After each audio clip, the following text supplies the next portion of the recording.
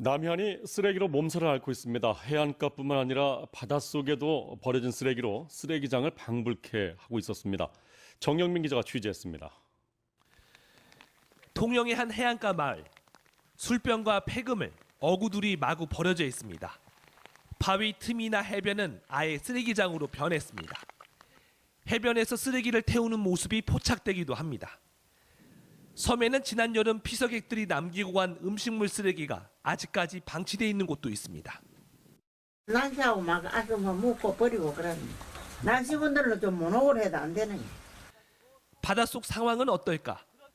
낚시 가방과 폐타이어, 심지어 고무장판까지 버려져 있습니다. 민간 잠수사와 해경이 1시간 동안 수거한 쓰레기량이 3톤이 넘습니다.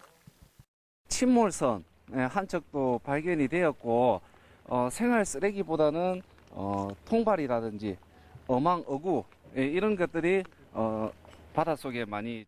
해마다 우리 바다에 버려지는 해양 쓰레기는 18만 톤 정도입니다.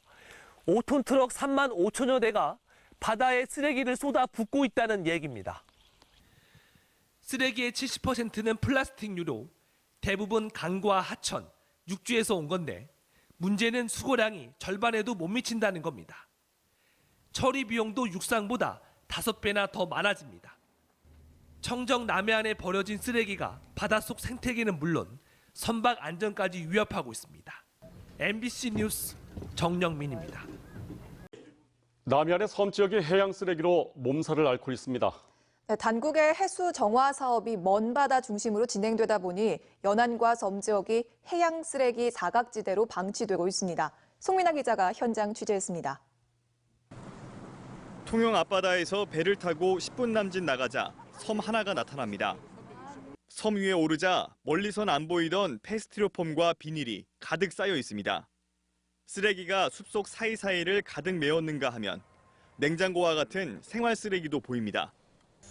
이곳은 육지에서 불과 500여 미터 떨어진 무인도입니다. 바다에서 온갖 폐기물이 밀려오면서 쓰레기 섬으로 변했습니다.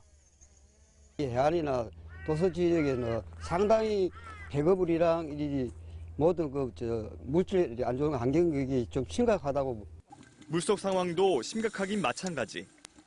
인근 양식장에서 쓰다 버린 폐어구와 밧줄이 한데 뒤엉켜 물속에서 거대한 쓰레기 더미를 이뤘습니다. 각종 쓰레기들이 이렇게 있습니다. 그런데 여기서 이제 그 조류라든지 파도가 이렇게 치면 한쪽으로 이렇게 모여집니다. 그러니 쓰레기 무덤이 되는 거죠. 이렇게 쓰레기로 골머리를 앓는 섬은 전국적으로 수백 개가 넘을 걸로 추정됩니다. 환경단체는 정부가 해수 정화 사업에 매년 거액의 예산을 투입하고 있지만 연안 섬 지역은 사각지대라고 지적합니다. 제일 심한 곳이 연안에 있는 침적 쓰레기였습니다. 정부의 그 해양 쓰레기 관리 정책 예산이 있음에도 불구하고 몇십 년 동안 사각지대로 놓여서 정화가 되지 않고 있었거든요. 특히 해양 폐기물들은 쉽게 부식되지 않고 미세 오염물질로 변해 어자원에 축적되는 만큼 바다 먹을거리의 안전까지 위협하고 있습니다. MBC 뉴스 송민아입니다. 통영 앞바다는 수십 년 동안 양식업이 활발하게 진행된 곳인데요. 그 바닷속을 확인해 보니까 각종 폐어구와 양식 도구 같은 쓰레기가 건져내지 못할 정도로 많이 쌓여 있었습니다. 이게 얼마나 심각한지 정성호 기자가 보도합니다. 시커멓게 비닐 코팅이 된 줄이 바닷속에 가득합니다. 굴 종패를 매달았던 코팅사를 그대로 버려 수십 년째 방치된 겁니다. 빽빽하게 얽히고 설켜 바닥이 보이지 않을 정도입니다. 출입로가 없는 해안가에는 쓰레기가 잔뜩 쌓여 있습니다. 밧줄과 그물, 스티로폼 부표 같은 폐어구와 신발과 물병 등 생활 쓰레기도 곳곳에 섞여 있습니다. 쓰레기를 치우느라 기존기를 동원해 들어 올리자 어마어마한 쓰레기 더미가 물속에서 올라옵니다. 올 연말까지 해양 쓰레기 수거 작업에 나선 통영거제 환경운동연합이 지난달부터 9차례 작업했는데 걷어올린 쓰레기가 무려 10톤입니다. 가해자 입장으로서 당연히 해야 됩니다. 이 청소 작업하는 그 예산이 있거든. 내년부터는 우리가 본 예산에다가 조금 반영을 시켜가지고. 우리나라 해양 폐기물 수거량은 지난 2018년 9만 5천 톤, 2019년에는 10만 톤을 넘겼고 2020년 14만 톤에 육박하는 등 꾸준히 늘고 있습니다. 이는 공식 확인된 수거량인데 발길이 닿지 않는 해안가와 무인도 같은 섬 지역 해양 쓰레기까지 감안하면 정확한 양은 파악할 수 없습니다. 반납을 받고 반납을 한 사람에게 이제 새 어구를 살 수 있는 권리를 줘야만 이게 스스로가 관리를 하게 되는 거거든요.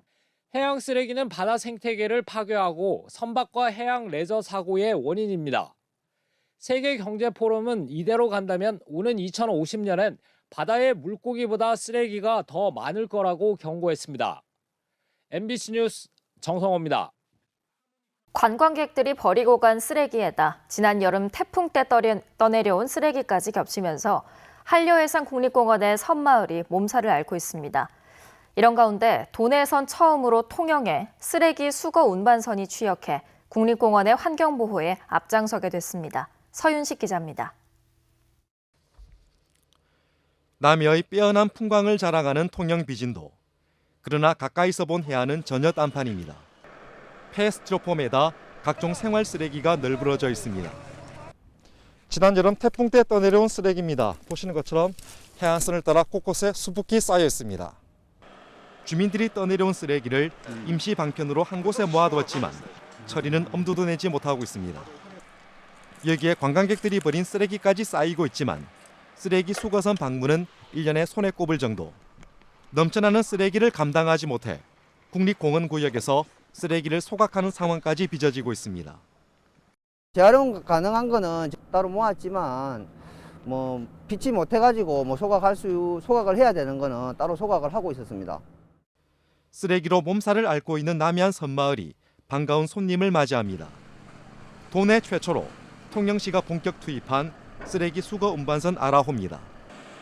87톤급으로 대형 트럭에 수거 장비를 갖춰 적재된 쓰레기를 말끔히 수거합니다. 무인도에 쌓인 쓰레기는 부속선인 폰툰보트가 도맡습니다. 일주일에 한 번씩 섬마을을 찾아 골칫덩어리 쓰레기 문제를 해소합니다. 통영 아라호 운항으로 도서민, 정주 여건께서는 물론 통영 청정바다를 지키는데 큰 도움이 될 것으로 기대됩니다. 적조 발생된 황토를 필요에 따라 주민들의 생필품도 수송합니다. 통영시는 아라호가 한려해상공원의 환경 지킴이 역할을 톡톡히 해낼 것으로 기대하고 있습니다. MBC 뉴스 서윤식입니다. 태풍 미탁이 경남을 핥히고 간 지 일주일이 지났습니다. 경남 곳곳에는 당시 태풍이 몰고 온 해양 쓰레기를 치우는 작업이 한창인데 손이 많이 가는 데다 수억 원이 드는 처리 비용도 골칫거리입니다. 서창우 기자입니다. 페트병과 스티로폼이 자갈밭에 널브러져 있습니다. 곳곳에 흩어진 각종 생활 쓰레기를 쉴 새 없이 갈퀴로 쓸어 담습니다. 해양 쓰레기가 담긴 포대자루가 보시는 것처럼 수두룩한데요.